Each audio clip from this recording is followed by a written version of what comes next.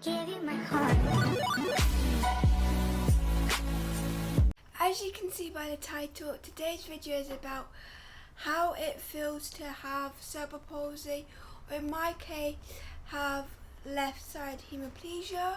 So how I got cerebral palsy / left sided hemiplegia is I had a heart condition what made me have 13 holes in my heart, and my main arteries needed switched around because they were the wrong way round, and because of that made me have a bleed to the brain on my right side, what affected my left side hemiplegia known as cerebral palsy.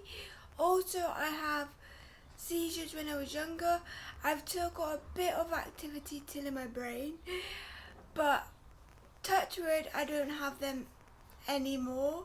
I haven't had one for about 6 years now, so that's good. So growing up with left side hemiplegia, I was always not able to pick up things, or it would take me longer than it did with my right hand. So most of the time my family would help me pick up something, or it would just take me longer than other people to pick up something. Also, when I was in school and doing cooking, I think I had a personalised chopping board what helped me cut up onions and that. But before that, I've got one at my house, like at my house as well. I will show that in a future video. But before that, I had trouble cutting up vegetables or anything that you needed cut up to cook. And because schools have to be, like, safety comes first, always my partner who I was cooking for used to need to cut the vegetables before we got that, like, chopping board, or they got something for me to be able to cut, because the way they showed people is like that and then slice, but I can't really do that without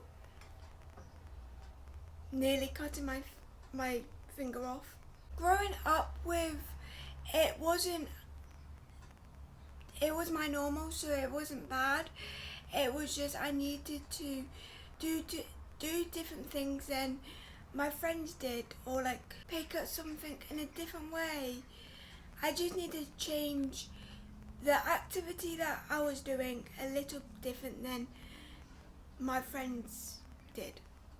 Now being 22, I may not look it, but I am.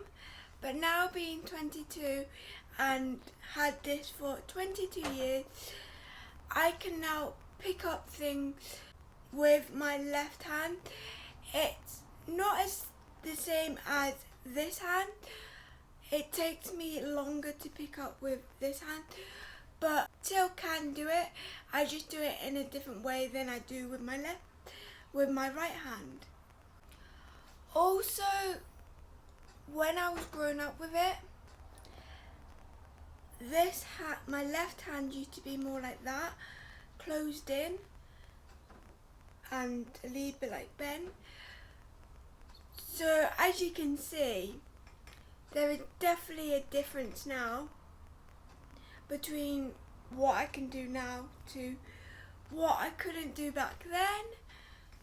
But that's just from practice and keep on doing things and wearing my hand trap. So what does my left hand feel like compared to my right, you ask? Reason why you clicked on this video. My right hand, let's start with that one, is completely normal. I have all the feeling and senses in my fingers. I can feel everything. I can feel the touch of my skin. Anything I touch with this hand, I can feel it. Now this hand,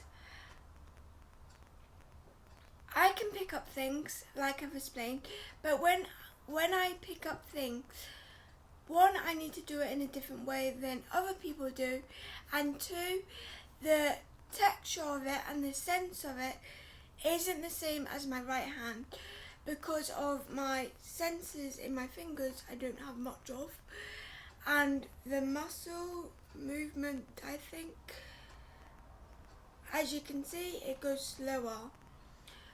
So picking up items like a PlayStation remote or my phone, I can feel that it's chunky and like the feel of it, like the chunkiness. But if it was in a box, like when you were a kid, or if you went to like physiotherapy when you were a kid, or just as a game, and they used to put things in a box that you would touch and describe. I can't remember if I'd done that as a child, but I know for a fact it'd be harder to describe what I'm feeling in this hand than it is with this hand. So I can feel the object, but I just don't know what the object is.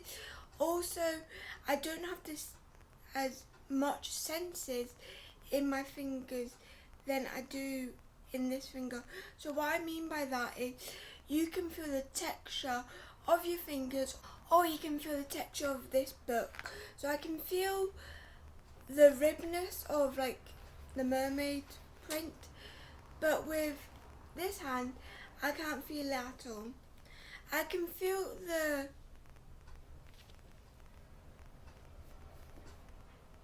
if I proper push and rub, then I can feel it, but straight up going like that, I can't feel it.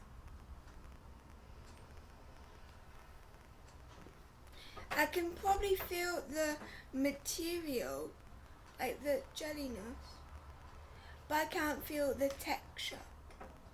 Mainly affected my texture of understanding what object is what. But because of that, if I cut myself, it will just feel like a pinch, or not like I will be doing this, but also if I, let's say, hit someone with my left hand, I can barely feel it. Don't know if that's a good thing or not. I'm so sorry about the lighting.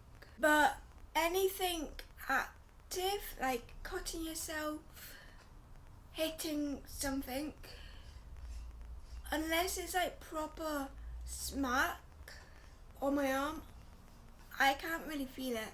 It just feels like that. Probably a little bit harder, but it won't feel as bad as if you did it on this arm.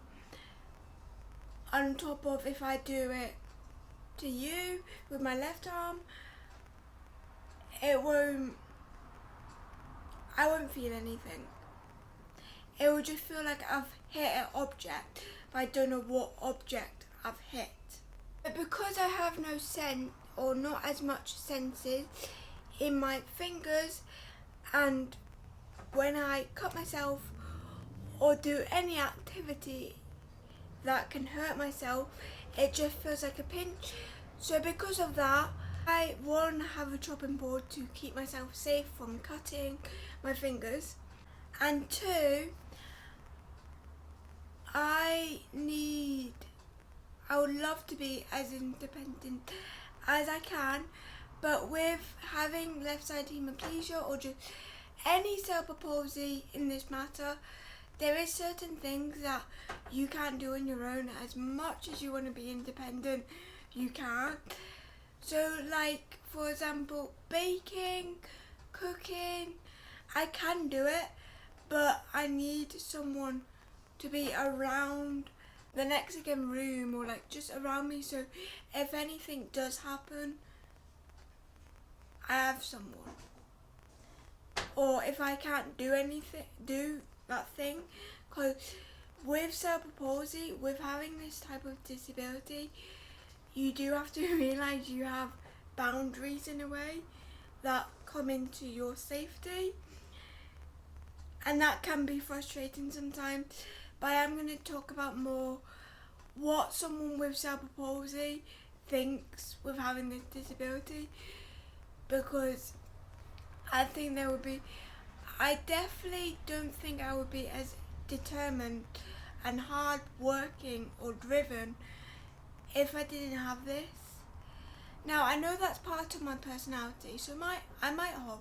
This is my normal, so I don't know what I would have been like without cerebral palsy, left side hemiplegia.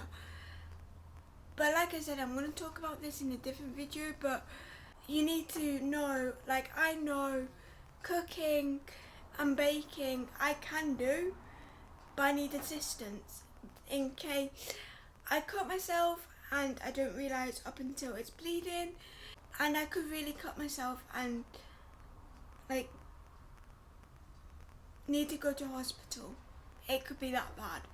Luckily I've never got that bad because I'm safe with it, but that's why with having this type of disability you do have to know what you need help with and what you can do on your own. Everyone is different, but that's what I've learned from growing up with it, and that is it. Hope you enjoyed this video. If you did, give it a thumbs up. I'm so sorry about the lighting. I thought this would be a really nice setup, but the lighting is not working for me. I've tried it over there and now I'm trying it here, so hopefully it's all good. I'll see you next time. Bye.